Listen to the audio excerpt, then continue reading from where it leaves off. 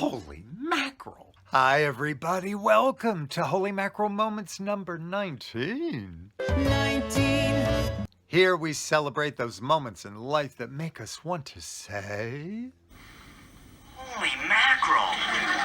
Thank you, Ollie. And thank you all for watching and for subscribing and commenting and donating and supporting the channel. Thank you very much. I'm very grateful. And Puffin and I both thank you for sending in your holy mackerels. Some of you sent me some and they're so cool, aren't they? They're really fun, right? He says, right. We love them. Thank you. He's looking at me like I did that. Where's my treat? Later on, we're going to talk a little bit about Carol Burnett and Barbara Stanwyck. But first, years ago, a friend of mine said something was woo-woo, and I said, what? I'd never heard that term before. She said, you know, woo-woo, like New Age, you know, hippy-dippy, airy-fairy stuff. I thought, oh, woo-woo. Well, let's take them one at a time. New Age. I like the idea of a new age. God knows the old one has a few hitches in its get-along. Hippy-dippy. If I plumb my memory back far enough, I believe I was a hippie at one time. Jimmy, a head with hair. Yeah, peace, love, and happiness. Yeah, and airy-fairy. Don't fairies fly and make magic? That seems rather nice. So given all that, I think I like the idea of woo-woo. I don't think of it so much as like woo-woo, but more like woo-woo!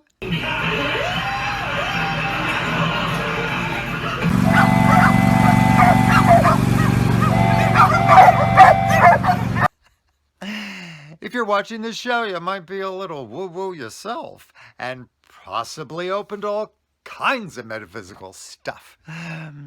But would I be pushing things too far if I were to ask us to consider the existence of elves and fairies and other little beings in other dimensions?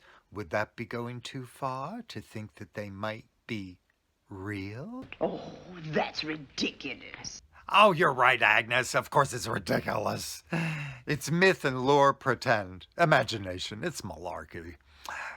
And yet, these little beings have certainly been omnipresent in our culture forever. Santa's elves, Keebler's elves, the Elves and the Shoemaker, and countless other fairy tales.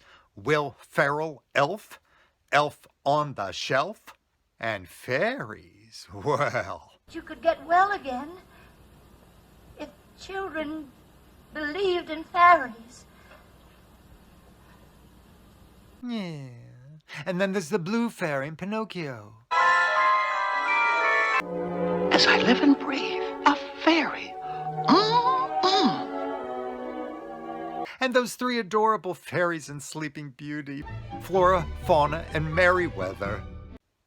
Wait a minute, wasn't there another fairy in Sleeping Beauty? Oh, right. Maleficent. And there are leprechauns, Darby O'Gill and the Little People. And there were the little people dancing all around.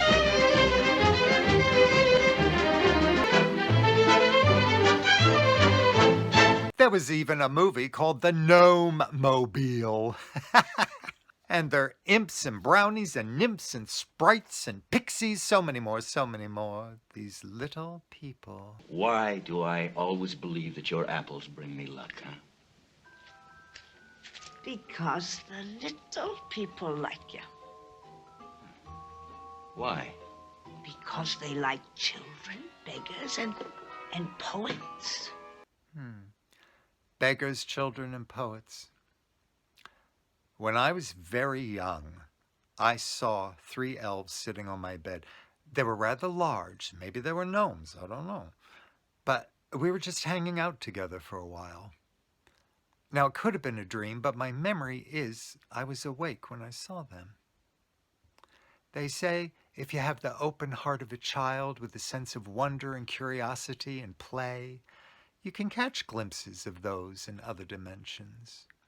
This lady believes they're real. Fairies and elves are real.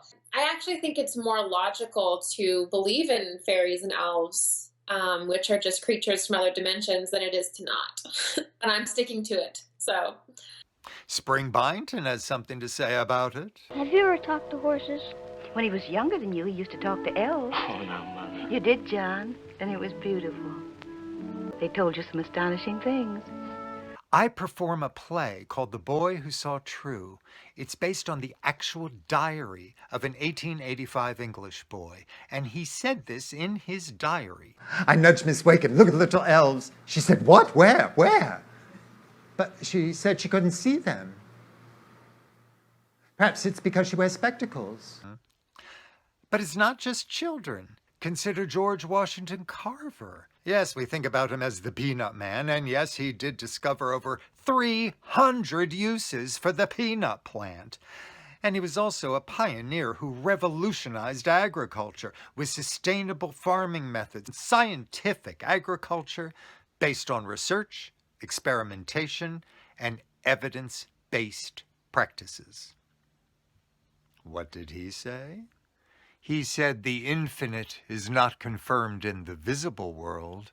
It is in that still small voice that calls up the fairies. The founders of the famed Findhorn Garden in Scotland grew a cabbage that was 42 pounds. They grew a broccoli plant that was 60 pounds. And they grew blooming rose bushes in sandy soil in the middle of winter. How did they do those things? They said they communicated directly with the nature spirits. What is a deva? A deva is the sort of angel that overlights the different vegetables. There are fairies at the bottom of our garden. Here's my favorite story about a little person. Barbara Stanwyck was a legendary actress, movie star, known for her versatility on screen and her great kindness off screen. And people tend to remember her for her tough, broad roles. In fact, she said herself, "I'm a tough old broad from Brooklyn. Don't make me into something I'm not." Take a look. What are you? Don't worry about my conscience, sweetheart. I'm not responsible for their deaths, but I know who is.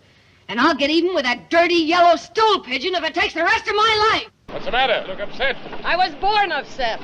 I have chosen to destroy you. Oh, excuse me. My hand shakes though when I'm around you. Far from airy-fairy. We'll get back to Barbara. Years ago, Carol Burnett sued the National Enquirer because they printed an article saying she was drunk and unruly and boisterous in a restaurant. Totally fabricated. She never drank. She was a teetotaler. And she felt really harmed her reputation, and it offended her, and she thought it was wrong. So she filed the lawsuit, and her friend said, "Don't even try. They always win. They claim the First Amendment, freedom of speech."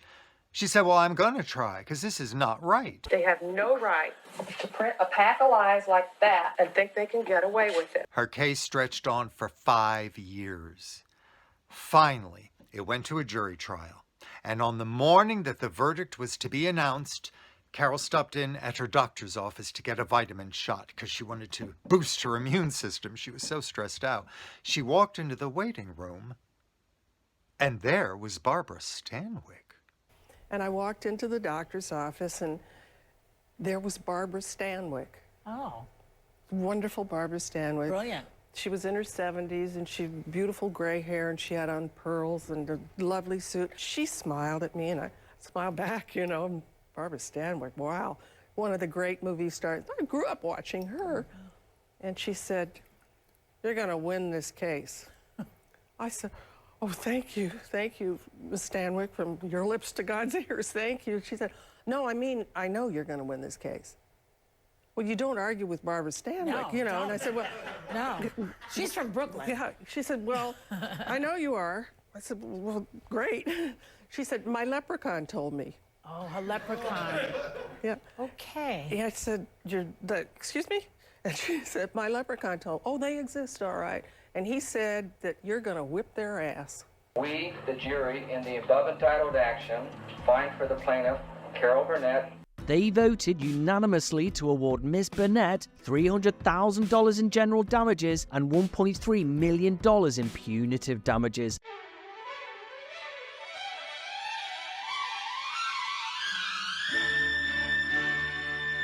But of course, Carol knew she was going to win because Barbara Stanwyck told her. And Barbara Stanwyck knew because her leprechaun told her.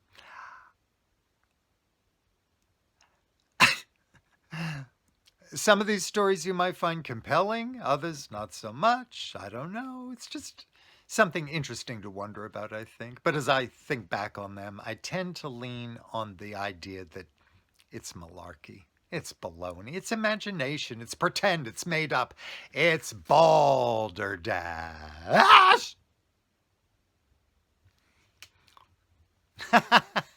All right.